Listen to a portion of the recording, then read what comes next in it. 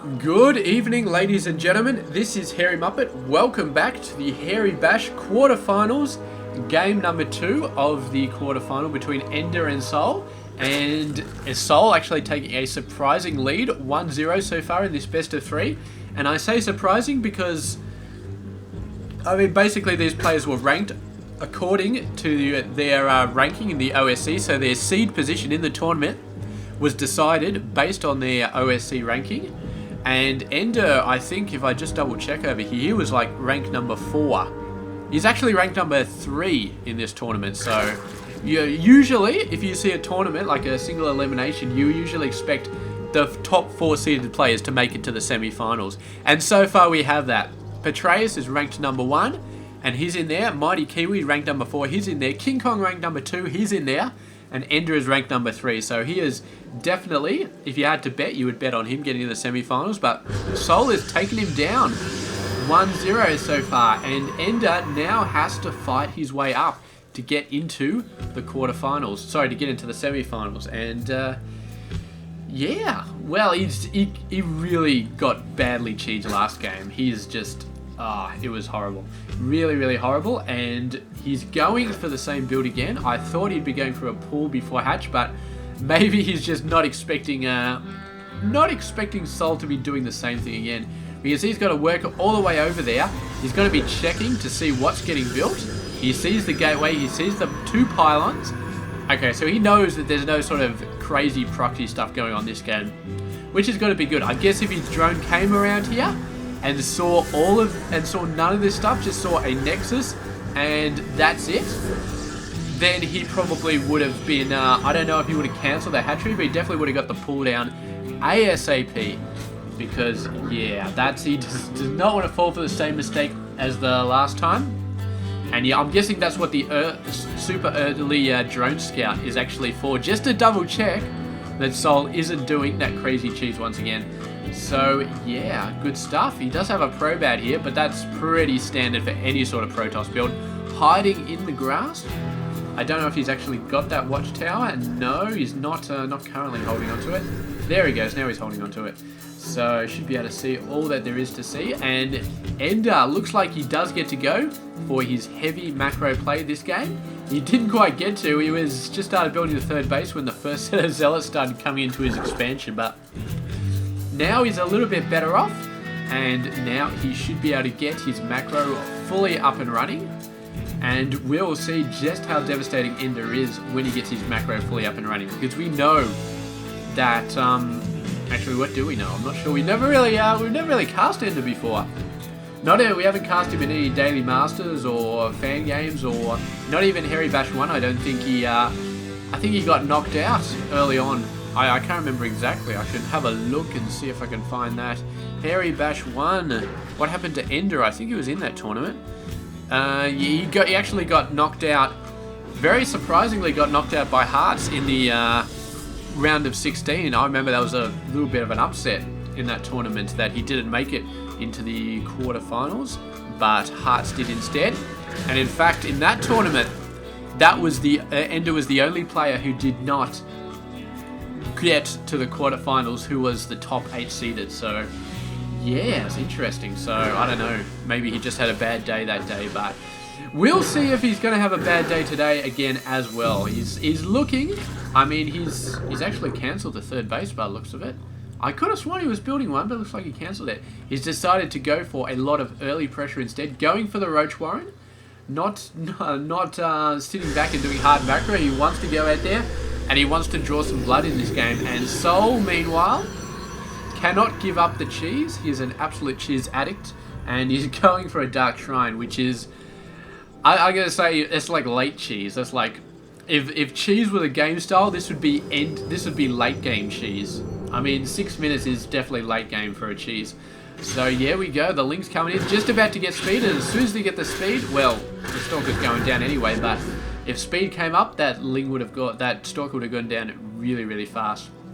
And the question is, what does Mr. EnDerr have in terms of detection? And the answer is nothing.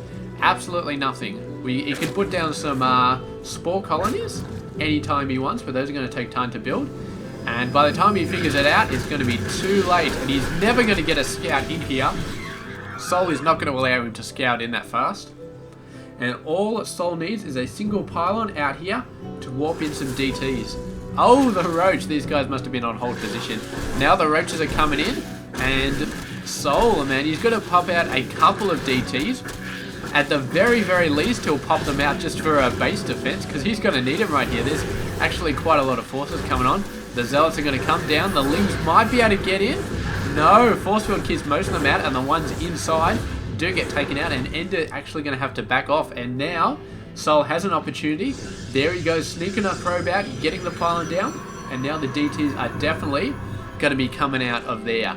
And here, EnDerr is morphing out a lair though. So it's just a hop, skip, and a jump to getting overseers, and that's exactly what he needs right now.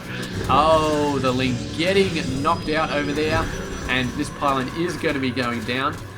But he does have the other one, and there we go. The first two DTs are coming out, and it's going to be a little while. It's going to be a little while before EnDerr has vision to be able to see what's going on. So these DTs are going to be able to do whatever the hell they want until that happens.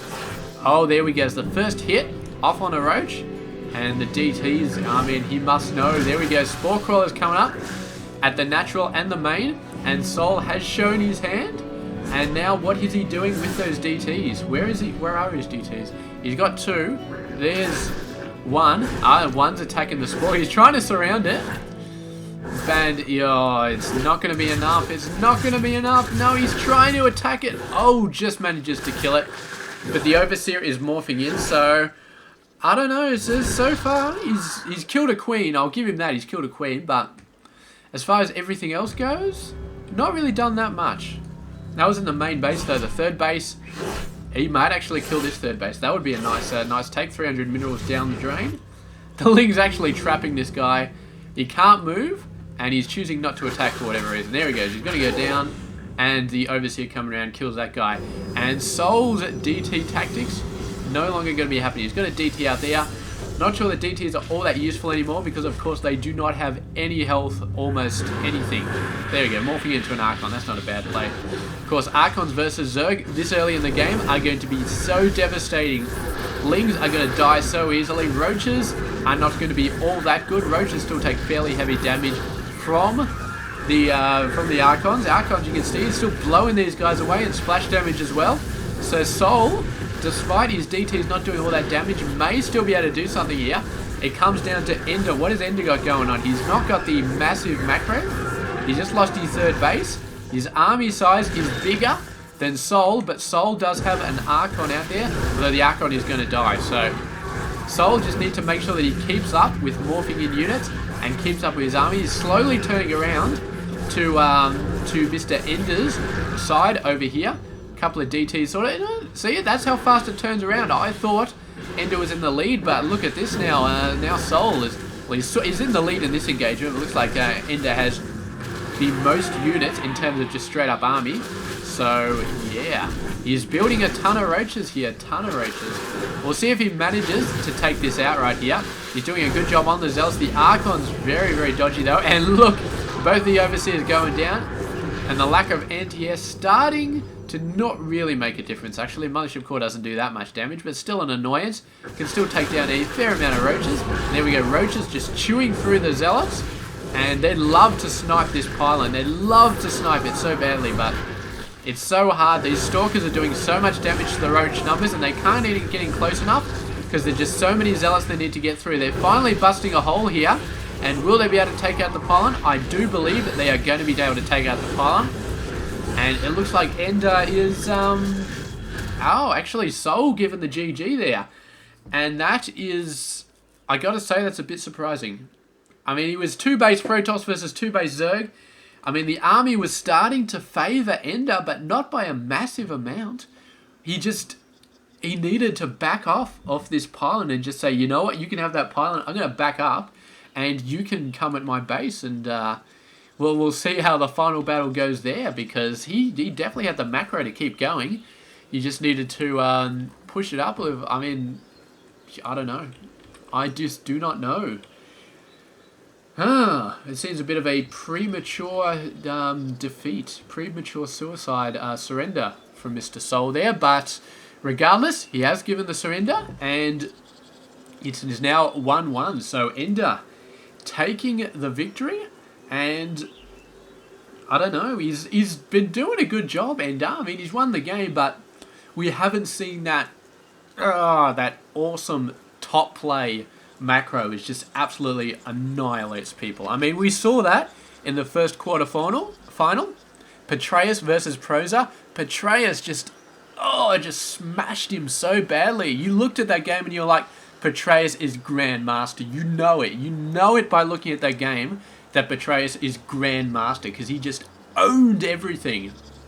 And we haven't seen that from EnDerr yet. We've seen him win this game, but we haven't seen that yet from EnDerr. And that's what I'd like to see. So we'll see next game what happens. And if he does win the next game, we'll see what he can do in the semi-finals. And that's going to be awesome.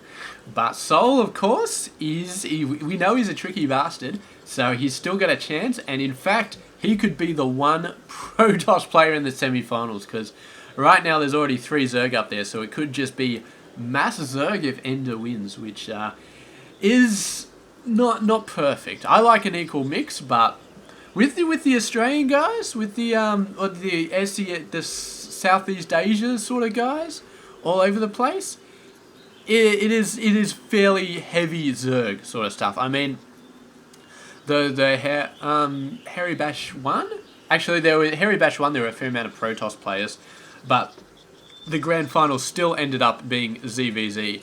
And yeah, so they're all of the really good players, a lot of the really good players do like their Zerg.